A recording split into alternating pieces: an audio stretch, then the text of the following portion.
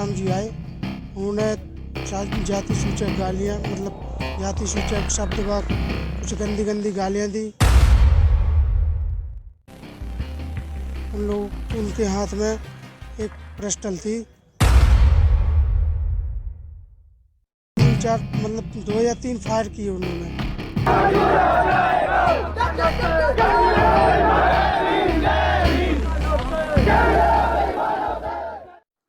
नमस्कार, आप देख रहे हैं आजाद समाचार। कथावाचक धीरेन्द्र कृष्ण शास्त्री के भाई सालिग्राम गर्ग को लेकर विरोध के स्वर मुखर होते जा रहे हैं। इसी कड़ी में आज दलित, ओबीसी व आदिवासी संगठन के सैकड़ों लोग छतरपुर जिले के गढ़ाग्राम पहुंचे।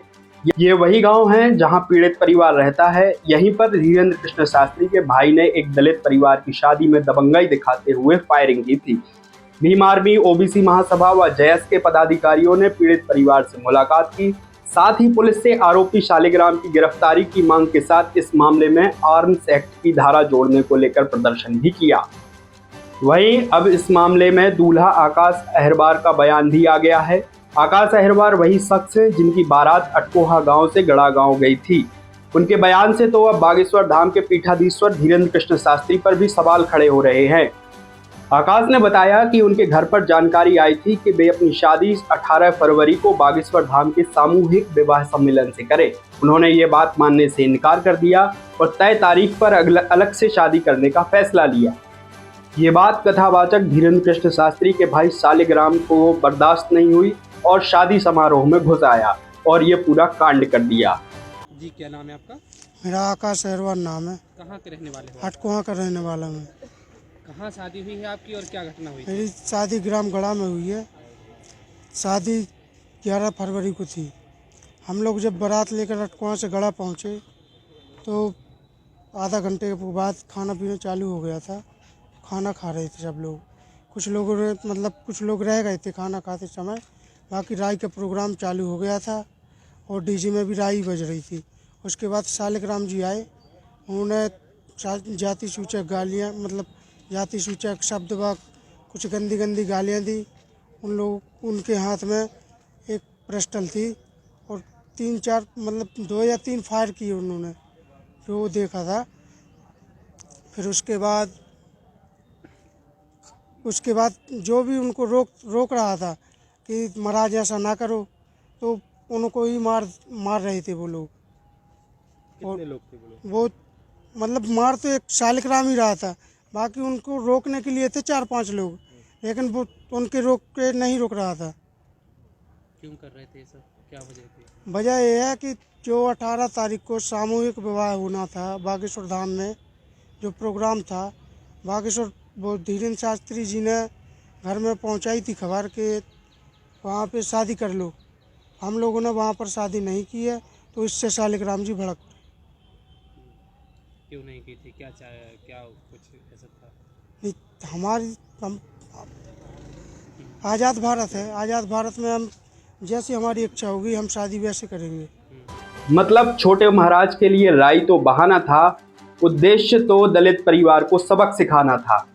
आखिर जिस समारोह में मुख्यमंत्री खुद शामिल हो रहे हों, शीश नवा रहे हों, बॉलीवुड से लेकर संत समाज की तमाम हस्तियां शामिल हो रही हों, ऐसे भव्य और दिव्य समारोह में शादी करने से कोई दलित परिवार इनकार कैसे कर सकता है? वो भी उसी गांव का परिवार जहां ये आयोजन हो रहा था। उसकी हैसियत ही क्या है? तो छोटे महाराज हाथ में कट्टा लेकर शादी समारोह में घुस गए। वो तो गनीमत रही कि घटना के 8 दिन बाद सोशल मीडिया पर इस घटना के वीडियो सामने आ गए, नहीं तो मामला रफा दफा हो गया था। अब दूल्हे के इस बयान के बाद ये सवाल उठ रहे हैं, पूरे मामले से कथावाचक धीरेन्द्र कृष्ण शास्त्री ने खुद को अलग कर लिया है। क्या उनकी सफाई पर्याप्त है? क्या उन्हें ये जानकारी थी कि उनके गांव के एक दलित परिवार ने शादी समारोह में शामिल होने से मना कर दिया? 11 फरवरी की रात को घटना घटी। उसके बाद क्या कथावाचक धीरेन्द्र शास्त्री को किसी ने ये जानकारी नहीं दी कि आपका भाई एक दलित परिवार में फायरिंग, मारपीट व गाली गलौज करके आया है, वो भी उसी गांव में जहां आयोजन हो रहा था? क्योंकि अमूमन आम परिवारों में तो कोई अगर मारपीट करके या इस तरीके की घटना को अंजाम देता है तो पूरे परिवार में खलबली मच जाती है। अगर जानकारी थी तो 8 दिन तक आप चुप क्यों रहे? भाई को पुलिस को क्यों नहीं सौंपा, फिर आपकी सफाई जो करेगा सो भरेगा को शायद लोग मान भी लेते। हालांकि पीड़ित परिवार तो लगातार कह रहा है कि कथावाचक धीरेन्द्र कृष्ण शास्त्री ने मामला रफा दफा करने को कहा, जितना नुकसान हुआ उसकी भरपाई की बात कही, अपने रसूख का इस्तेमाल किया, जिससे डरकर पीड़ित परिवार ने पुलिस के पास जाना उचित नहीं समझा। ऐसे में पुलिस पर भी सवाल उठ रहे हैं कि जो आरोपी दलित परिवार को धमकाने, एट्रोसिटी एक्ट समेत अन्य धाराओं के मामले में फरार है, वो वारदात को अंजाम देने के बाद कहां था? क्या आरोपी इस बीच अपने भाई कथावाचक धीरेन्द्र शास्त्री से मिला?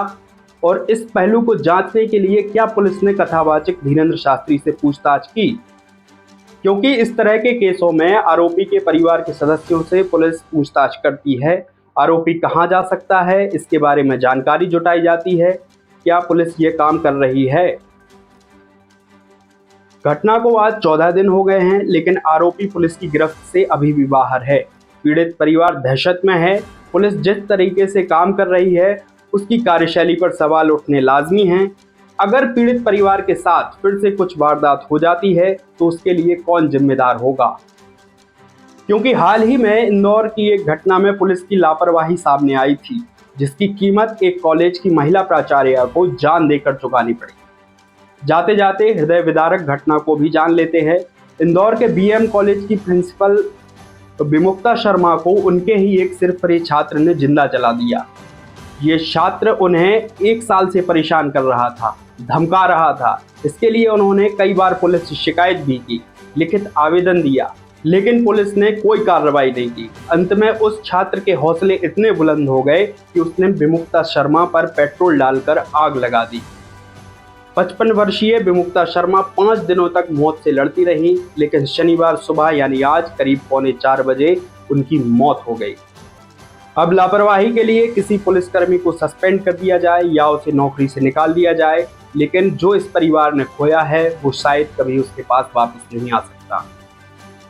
वहीं छतरपुर जिले के गढ़ाग्राम में हुई वारदात के आरोपी शालिग्राम को लेकर पुलिस का रवैया भी सवाल भरा है। पीड़ित परिवार व अन्य प्रत्यक्षदर्शी लगातार आरोपी द्वारा फायरिंग करने की बात कह रहे हैं। वीडियो भी है। इसके बावजूद छतरपुर पुलिस ने मामले में आर्म्स एक्ट की धाराएं नहीं जोड़ी हैं, जबकि आमतौर पर हमने देखा है कि कोई व्यक्ति हर्ष फायरिंग भी कर दे और उसका वीडियो सामने आ जाए तो पुलिस उस पर स्वतः संज्ञान लेकर कार्रवाई करती है। फिर भी इस मामले में ये कार्रवाई क्यों नहीं हुई? आरोपी की गिरफ्तारी क्यों नहीं हो पाई?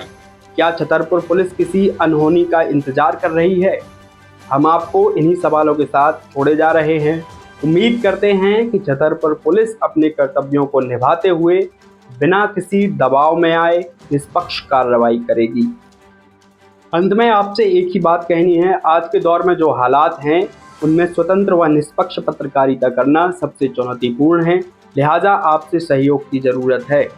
हमारे YouTube चैनल को सब्सक्राइब करें, फेसबुक पेज को लाइक करें, फॉलो करें, दोस्तों तक पहुंचाकर आज़ाद पत्रकारिता को मजबूत बनाने में हमारा सहयोग करें।